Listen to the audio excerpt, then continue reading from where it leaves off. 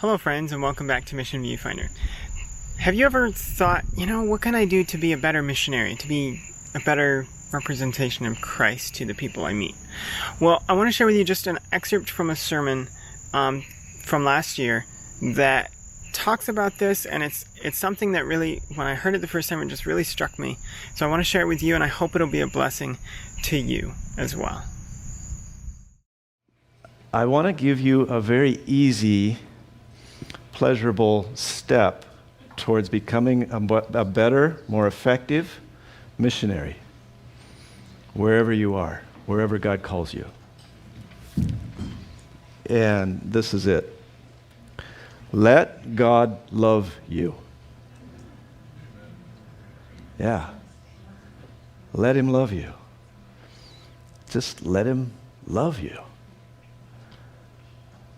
Let Him love you. Does that sound threatening? No. Everybody wants to be loved. I love it when my wife loves me. It's pleasurable. And when God loves me, He loves me through her. If He wasn't in her, she would have left me a long time ago. It was probably the smart thing to do.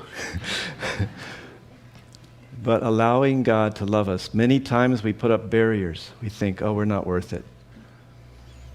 But if you went to we bought a used car recently. We went to the used car lot.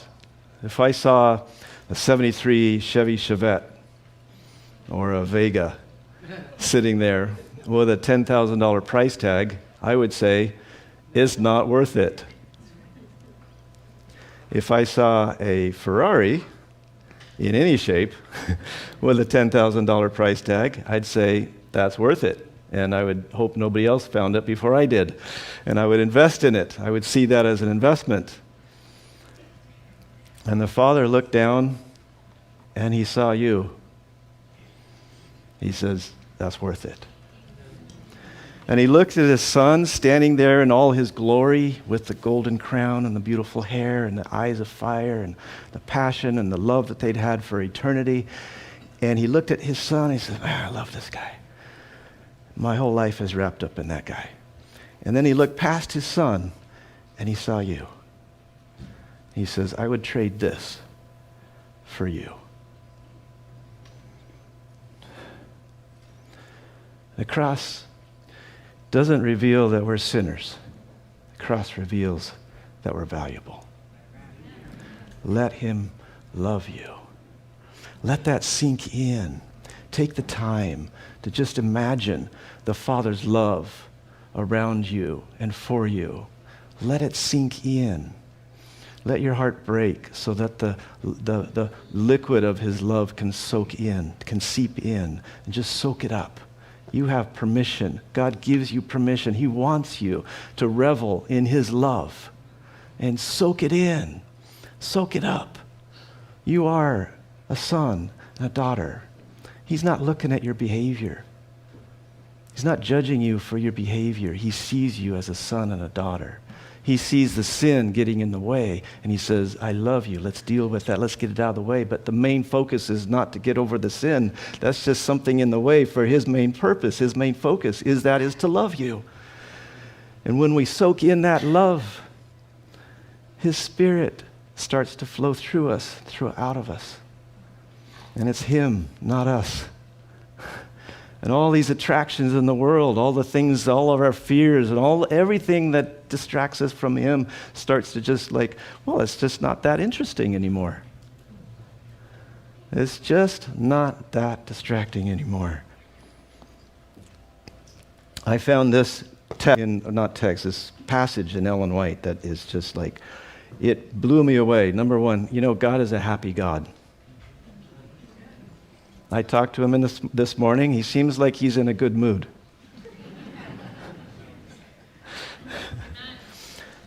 3 weeks, I know, my hair's up, sorry. 3 weeks, is it better? Okay, good. 3 weeks ago, retrack. Okay, I lost oh yes, I remember. Mrs. White makes a statement. She says that Christ can look upon humanity in all of its woes and ills and pains and faults and everything without a shade of sorrow for having created man. And you're like, whoa, I'm sorry. I'm sorry you created me, you know. And you look at throughout the world and you're like, wow, how can God tolerate this? No, he can look at the world without a shade of sadness or sorrow for having created man. Why? Because he sees in man a potential for what he could be. You may not see what you can be. You may look at yourself and say, I've made all these mistakes. And you define yourself. You define your identity based on your behavior, your experience, and all this kind of stuff. What about letting the cross of Christ define us? Letting the cross of Christ define who we are. When we go into a situation, like somebody cuts us off on the freeway, don't let that situation define us. Don't let our past mistakes define who we are, because he sees something in us that's worth saving. And he sees what we can become. You know that passage that says, it is not entered into the imagination of eye hath not seen nor ear heard nor hath it entered into your imagination what God has prepared for us to become. Wow. If you ever got a glimpse of God's plan for you, you'd never be jealous of anyone else. Here's a statement that will just blow your mind. Okay, I'm talking about soaking in the love of the Father. All the paternal love, which has come down from generation to generation through the channel of human hearts. In other words, all the love that every human heart from the beginning of earth until now has experienced. All the springs of tenderness which have opened in the souls of men are but as a tiny rill compared to the boundless ocean that the infinite, exhaustless love of God. Now, I looked up what a rill means. It's like a little trickle of water. So you imagine all the love you've ever felt, and all the love that everybody in the whole world has ever felt at one time. You put all that together, it's just a little rill compared to the ocean of love that the Father has. That's a lot of love. So what I recommend that you do is dive in. Jump into that ocean of love where there is no rejection. The only rejection we ever experience is rejection in our own minds.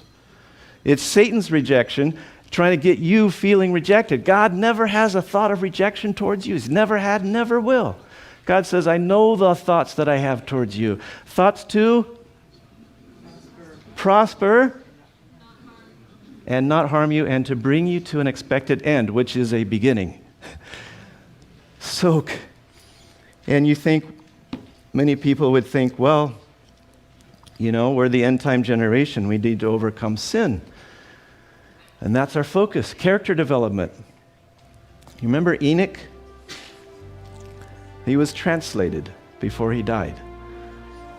This is his focus. Patriarchs and Prophets, page 84. The infinite, unfathomable love of God through Christ became the subject of his meditations day and night. It's easy to become sin conscious. And what do we end up? Conscious of sin. What if we became so Christ conscious that sin would just have no place